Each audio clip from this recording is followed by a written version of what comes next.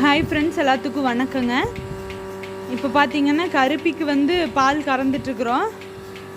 கருப்பியோட கண்ணு பார்த்தீங்கன்னா முதல்ல ஒரு தீன் கூட நல்லா சாப்பிடாது, எதுவுமே பண்ணாதுங்க, தண்ணி நல்லா குடிக்காது.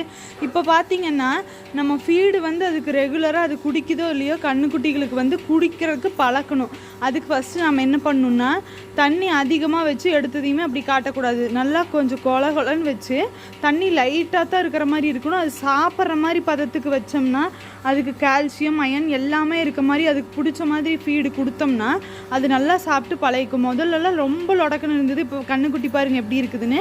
அதே சமயம் இந்த 2 கண்ணுக்குட்டிகளையும் பாருங்கள். இந்த வெள்ளைக்கும் கருப்புக்கும் என்ன வித்தியாசம்னா, கருப்பு கொஞ்சம் நங்கு வாக்குங்க, வெள்ளை எதை வச்சாலும் குடிச்சு போடு.